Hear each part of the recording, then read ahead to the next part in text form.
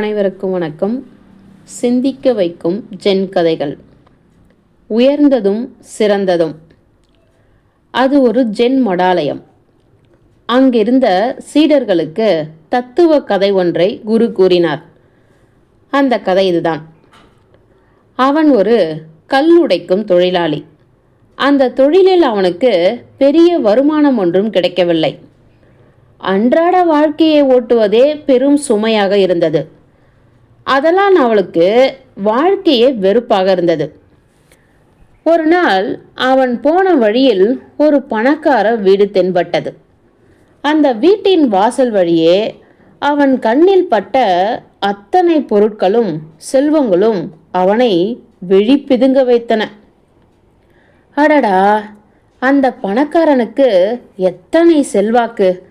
பணக்காரன் மீது பொறாமையாக இருந்தது.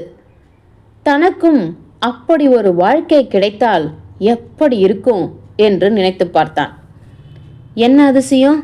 அவன் பணக்காரனாகிவிட்டான். வாழ்க்கையில அவன் நினைத்து பார்த்திராத அளவுக்கு செல்வங்கள் குவிந்து விட்டன. மற்றொரு நாள் ஒரு பெரிய அரசு அதிகாரி பல்லக்கில் அவனை கடந்து சென்றார். அந்த அதிகாரியின் பின்னே பல சேவகர்கள், படை வீரர்கள், மக்கள் பயந்து கும்பிட்டு வழிவிட்டனர். அதிகாரியின் உத்தரவு தூள் பறந்தது. எப்பேற்பட்ட பணக்காரனும் விழுந்து வணங்கினான். இப்பொழுது கல் உடைப்பவன் மனசெல்லாம் அந்த அதிகாரிதான் என்றான்.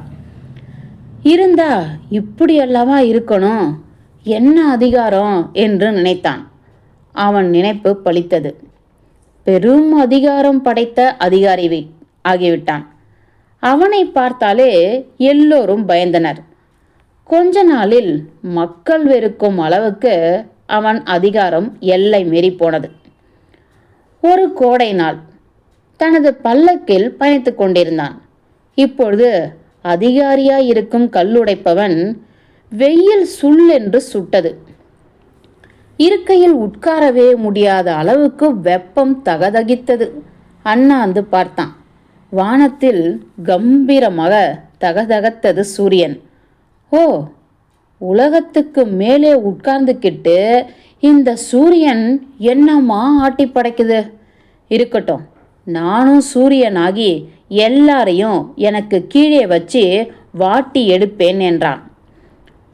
அவன் இப்பொழுது சூரியனாகிவிட்டான். தனது கிரகணங்களை பல மடங்கு வெப்பமாக்கி பூமியில் செலுத்தி அத்தனை பேரையும் துன்புறுத்தினான். அவனுக்கு விவசாயிகளும் தொழிலாளர்களும் சாபமிட்டனர்.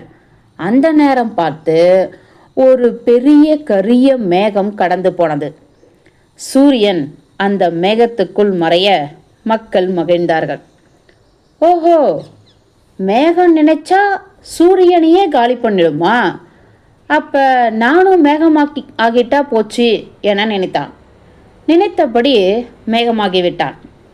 இப்பொழுது பூமி எங்கும் மழையை மடை திறந்த வெள்ளம் போல கொட்டினான். எங்கும் வெள்ளக்காடு. மக்கள் சபித்தனர். திடீரென பலத்த காற்று வீச மேகம் தாக்கு பிடிக்காமல் ஓடிப்போனது. இந்த காற்றுக்கு எவ்வளவு சக்தி! நானும் காற்றாக மாறி உலகத்தை ஒரு வழி பண்றேனா பாரு என்று நினைத்தான். மேகமாக இருந்த கல் உடைப்பவன். அப்படியே நடந்தது. மேகம் இப்பொழுது வலிமையான காற்றாகி பூமியையே ஆட்டி படைத்தது. மரங்களையும் வீடுகளையும் பெயர்த்தெடுத்து தள்ளி வீசியது. மக்கள் கோபமாகி திட்டி தீர்த்தனர். இப்பொழுது திடீரென ஏதோ ஒரு பெரிய உருவம் தடுத்து நிறுத்தியது போல உணர்வு. பார்த்தா ஒரு பெரும் பாறை. காற்றையும் தடுக்கும் அளவுக்கு இந்த பாறைக்கு பலமா? நானும் பாறையாவேன் என்றான். பாறையானான். பூமியில் யாராலும் அசைக்க முடியாத பலத்துடன் இருந்தான். அப்பொழுதுதான் அந்த சத்தம் கேட்டது. ஒரு உளியை வைத்து தன் மீது யாரோ அடிக்கும் சத்தம். அட, உலகின் சர்வ வளம் பலம் மிக்க இந்த பாறையையே விட பலமானவன் யாரடா அது என்று பார்த்தான்.